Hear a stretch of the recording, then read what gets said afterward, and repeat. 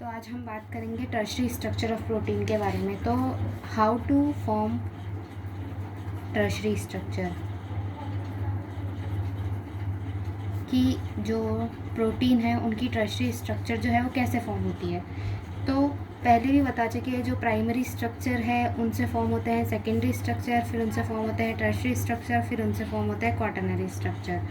तो tertiary structure जो है वो सेकेंडरी स्ट्रक्चर के जो प्रोटीन होते हैं उन्हीं की कॉइलिंग से और उनके बीच में जो बॉन्ड फॉर्म होते हैं उनके इंटरेक्शन के थ्रू जो है वो टर्शरी स्ट्रक्चर जो है वो फॉर्म होते हैं। ठीक है, अब है कि जो टर्शरी स्ट्रक्चर है, tertiary structure of protein, how to stabilise the tertiary structure of protein. Stabilise by, कैसे स्टेबलाइज होते हैं? ये स्टेबलाइज होते हैं हाइड्रोफोबिक इंटरेक्शन से, हाइड्रोफोबिक इंटरेक्शन से, वही नॉन कोवेलेंट बॉन्ड वाले आ जाएंगे। Second van der Waals interaction से। थर्ड हम बात करेंगे इलेक्ट्रोस्टैटिक इंटरेक्शन से। ठीक है, और इनमें हाइड्रोजन बॉन्डिंग भी होती है या हाइड्रोजन इंटरेक्शन जो है वो भी होते हैं, बट वो कैसे होते हैं? रेयर। ठीक है, फिर अगर हम बात करें कि कैसा होता है इनका स्ट्रक्चर, तो एक बार बात कर लेते हैं। जैसे ये एक प्रोटीन का स्ट्रक्चर हम फॉर्म कर रहे हैं, इसमें अल्फा हेलिक्स है, फिर एक लूप है, फिर ऐसे करके कुछ। तो इसका ये हो गया एन सिरा, एन टर्मिनल, और ये सी टर्मिनल।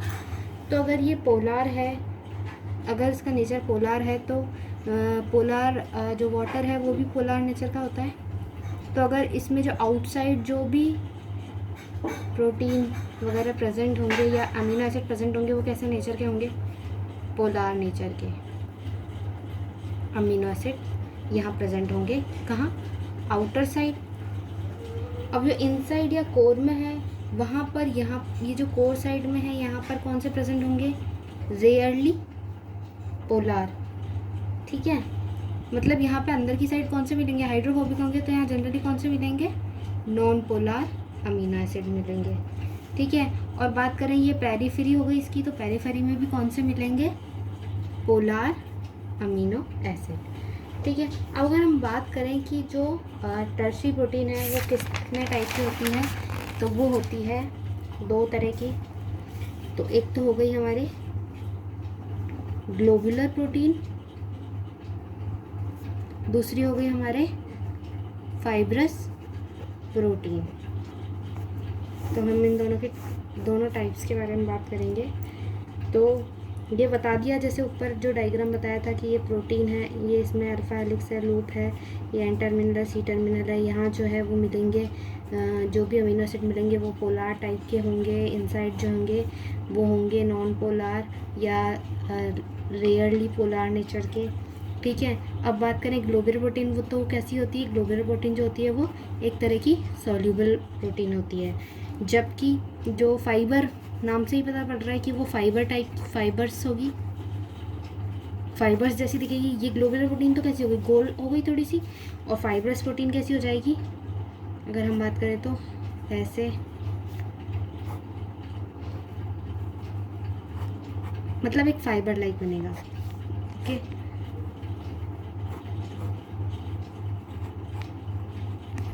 ये इसका एन टर्मिनल हो गया, ये भी एन टर्मिनल, ये यहाँ पे सी, ये यहाँ पे सी। और जितने भी जो आर ग्रुप मैंने बताया था अमीनो एसिड में, जो आर ग्रुप जो होते हैं स्पेसिफिक डिफाइन करते हैं कि कौन सा अमीनो एसिड है, तो वो आउटर साइड में हो जाएंगे। तो ये जो फाइब्रस प्रोटीन होता है ये अबंडेंस सबसे ज़्यादा इनमें जो होते हैं वो नॉन पोलर अमीनो एसिड ही मिलते हैं। ओके, और ये तो मैंने बताया कैसे है? सॉल्यूबल। और ये कैसे हो जाएंगे? Insoluble protein. ठीक है, अब अगर इनका फंक्शनल रोल देखें, ग्लोबुलर प्रोटीन का फंक्शनल रोल देखें, तो ये काम आते हैं हमारे एंजाइम में, एंजाइम फॉर्म करने में। और ट्रांसक्रिप्शन फैक्टर जो है वो भी इन्हीं के बने होते हैं, ट्रांसक्रिप्शन रोल में इनका काम होता है। सेकेंड, ये काम में आते हैं इम्यून फंक्शन में। और नेक्स्ट काम आते हैं ये हार्मोन्स में, जैसे ग्रोथ फैक्टर, ग्रोथ के लिए कौन सा हार्मोन होता है वो। और ये जो होता है बता दिया, फाइब्रस है प्रोटीन है, फाइबर लाइक होंगे, इनसॉल्युबल होंगे। और इनका जो स्ट्रक्चर रोल है उसकी अगर हम बात करें, स्ट्रक्चर रोल या फंक्शन रोल, इसी से आइडिया लगा लेंगे हम थोड़ा। अभी इन डिटेल अभी हम नहीं पढ़ेंगे, आगे इन डिटेल में बात करेंगे इनकी। जो स्ट्रक्चर रोल है उसमें जो प्रोटीन के एग्जांपल हैं वो है केराटिन, डेस्मिन, नेक्टिन और सिल्क फाइब्रोजन और कोलेजन हम पढ़ चुके हैं, इलास्टिन, कोलेजन, इलास्टिन, ये सब जो है ये मसल्स टिश्यूज़ में मिलते हैं। कुछ जो है इसमें फाइब्रस प्रोटीन जो होती है वो जब कोई एक सेल जो है वो एक सेल में डिवीज़न होता है, 2 सेल बन रही होती है तो कुछ प्रोटीन जो होती है जो क्रोमोसोम्स को पुल करने का काम करती है। जो बच्चे क्लास में प्रेजेंट थे उनको बताया गया था कि कैसे डिवीज़न होता है, तो क्रोमोसोम को पुल करने के लिए भी तो कुछ फाइबर्स होते हैं, तो वो फाइबर्स जो होते हैं वो फाइब्रस प्रोटीन से ही बने होते हैं। नेक्स्ट हम बात करेंगे इन्हीं प्रोटीन के अंदर, हम टर्शरी प्रोटीन्स के अंदर बात करेंगे मोटिव्स की। मोटिव्स क्या होते हैं? मोटिव्स जनरली किसके फॉर्म होते हैं? टर्शरी प्रोटीन के बने होते हैं। ये जो 3D स्ट्रक्चर होता है वो कंजर्व रहता है, ये इंडिपेंडेंटली फोल्ड नहीं हो सकते और कोई भी स्पेसिफिक फंक्शन नहीं करते हैं। तो अगर हम इनकी डेफिनेशन देखें तो हम बोल सकते हैं a motif is similar to 3D structure conserved among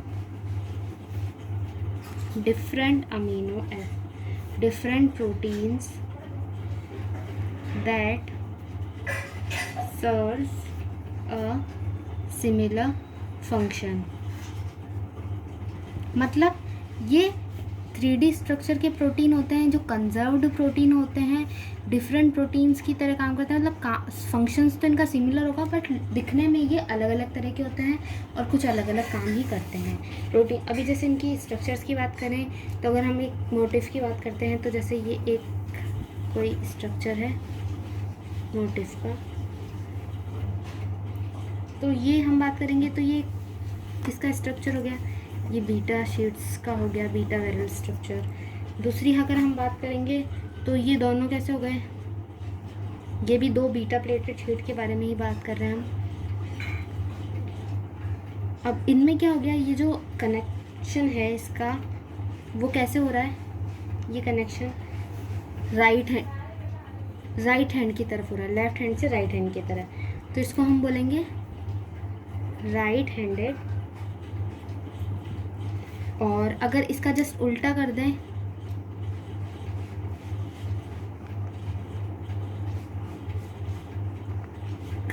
जो कनेक्शन हो रहा है ये उल्टा कर दें, अब ये जो है वो यहाँ से यहाँ जुड़ रहा है। पहले वाला देखा होगा यहाँ से यहाँ जुड़ रहा था, अब ये यहाँ से यहाँ जुड़ रहा है, तो ये हो जाएगा left handed. Okay, left handed. अब हम थर्ड, ये हो गया ए, ये हो गया बी, 2 तरह के मोटिव्स के बारे में बात करी। तीसरा हम बात करेंगे एंटी पैरेलल, मतलब एक तो हो गया सीधा और एक हो गया उसका जस्ट उल्टा। ठीक है, ये ऐसे जॉइंट हो गया, तो एक तो इस डायरेक्शन में जा रहा है और एक इस डायरेक्शन में जा रहा है, तो ये कैसे हो गए? बीटा टर्न हो गए। इसमें 2 बीटा शीट्स हो गई, ये एक और एक 2, बट कैसी हैं ये दोनों? Anti parallel. ठीक है, एंटी पैरेलल बीटा शीट्स हो गई और इसमें क्या हो गया? एक टर्न आ गया। फोर्थ हम बात करेंगे, ये सी हो गया। डी की हम बात करेंगे कि बैरल शेप, वो कैसे यूँ जुड़ सकते हैं। और दूसरी अगर हम बात करेंगे, ये तो हो गया बीटा बैरल। ठीक है, और अगर हम बात करें कि कुछ ऐसे जुड़े होते हैं अगर सेंटर से, ये तो कैसे निकल रहा है? आउटर पेरिफेरी, सेंटर को छोड़ते हुए एक पोर बना रहे हैं। ये पोर खाली रह गया ना, अब ये कैसे काम करेंगे? ये यहाँ से कुछ भी आ जा सकता है अगर ये एक साथ इकट्ठे हो जाएं, माने बुक की तरह इकट्ठे हो जाए और बीच में होल हो जाए, तो वो कैसा स्ट्रक्चर बन जाएगा? एक चैनल की जैसा। ठीक है, तो ये वही चैनल और ये पंप में काम में आते हैं। ठीक है, और दूसरा अगर हम स्ट्रक्चर बात करें तो ये सेंटर से लेके निकल रहे हैं इसके प्रोटीन्स। तो ये शेप हो गया, इसको हम बोलते हैं सैडल शेप। तो सैडल शेप कैसे हो रहे हैं, ये सेंट्रल से कवर हो रहे हैं, जो बीटा शीट होती है वो सेंट्रल से निकल रही है, ठीक है।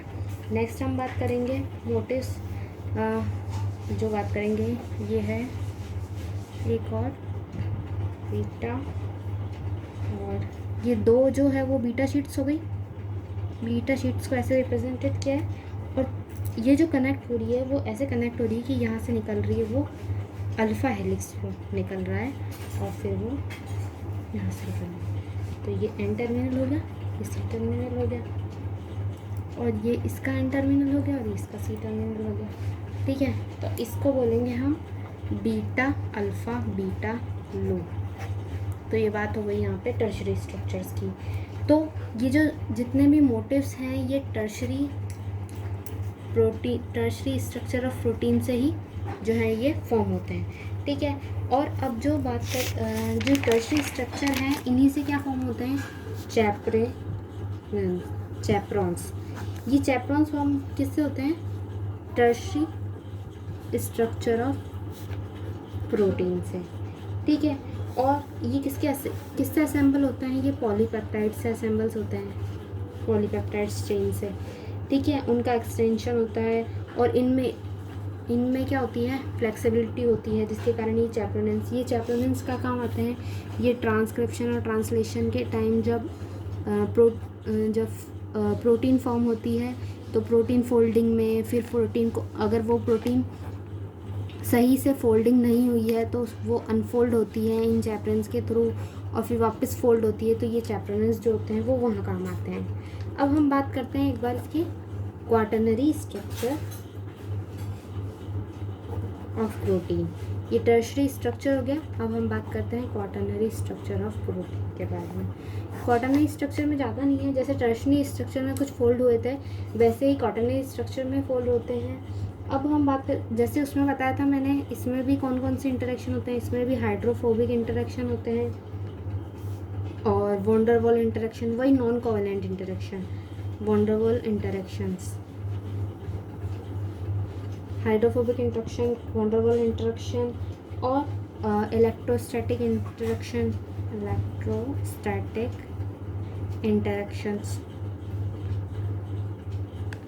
ठीक है। और वही हाइड्रोजन बॉन्ड जो होते हैं इसमें मिलते हैं, ठीक है। बट इसमें जो रेयरली मिलते हैं वो होते हैं डाइसल्फाइड बॉन्ड। डाइसल्फाइड बॉन्ड ऐसा नहीं कह रहे कि एब्सेंट होते हैं, बल्कि क्या होते हैं, रेयरली प्रेजेंट होते हैं, ओके।